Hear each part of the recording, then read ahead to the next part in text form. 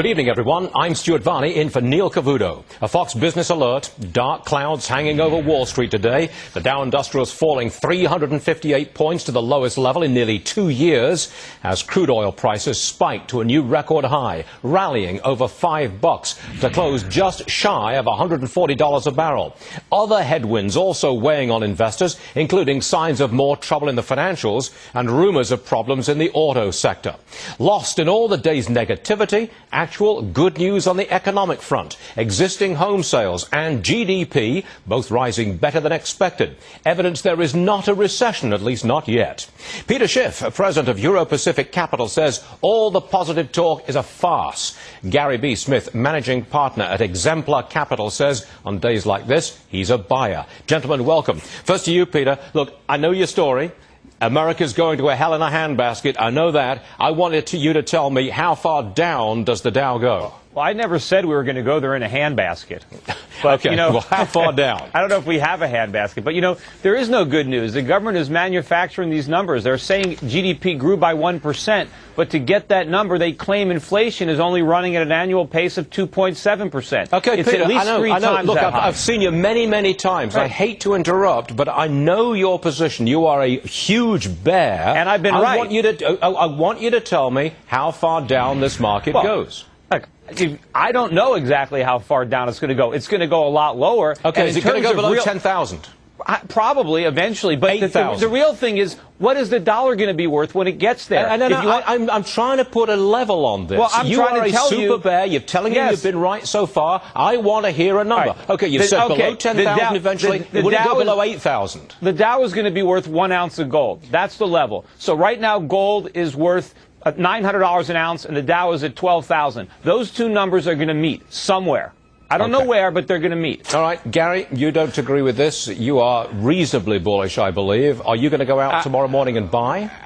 Well, well, not with everything I have, but let's put it this way. I would rather be, Stuart, a buyer now rather than a seller. And I think it's really just the, to take everything that you said, look at what's stacked against the market. People think oil is going to continue to go up on this parabolic curve.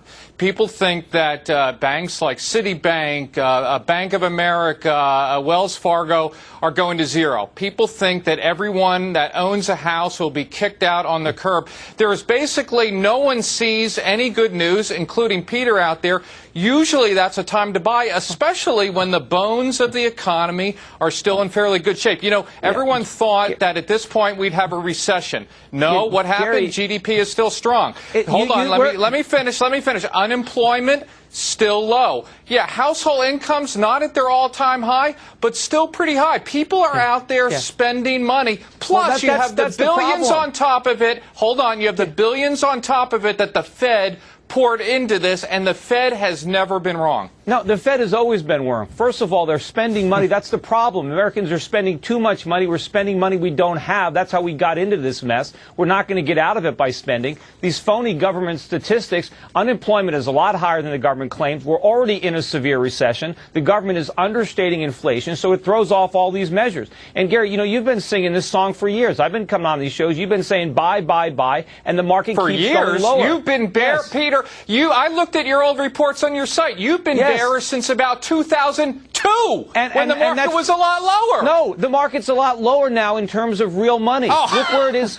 Look where it is in terms of gold, in terms of euros, in terms of Australian dollars, in terms of Canadian dollars. I have been dead right on this market for years.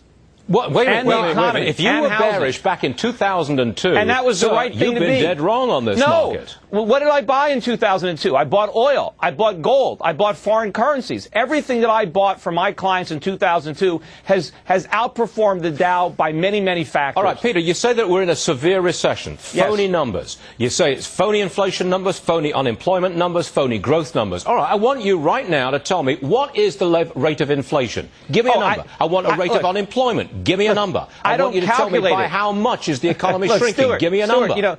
I don't know. I'd say inflation is running it closer to 10%. Unemployment could be pretty close to there, too. I don't measure it myself. I just know that the government numbers are wrong. They don't jive with reality. They don't drive. If you look at the inflation rates that are being reported outside the United States, they're much higher than we have. We're not reacting to numbers outside the United States. No, but it doesn't make sense. It doesn't make sense that the rest of the world has low inflation when we have the weakest currency. I can't get the guy to put a number on anything. Go ahead, Gary. Because how do I know the exact number? Well, if you say the government number is absolutely wrong, well, that I know. Counts, how do you know what's the right number? Stuart, no, I don't have to know the right number to know their numbers are wrong. You've got to give me an estimate, Peter. You can't just say, I'm right, I'm right for years and years and years and years and years. You can't just say that. Well, I shouldn't have to say it. You guys should be saying it. Gary. Well, look, one can always take any position they want in Peter's case and then say when he's wrong or she is wrong, say, well, look, I'm not wrong, the numbers are wrong. But the fact is the government uses standardized numbers.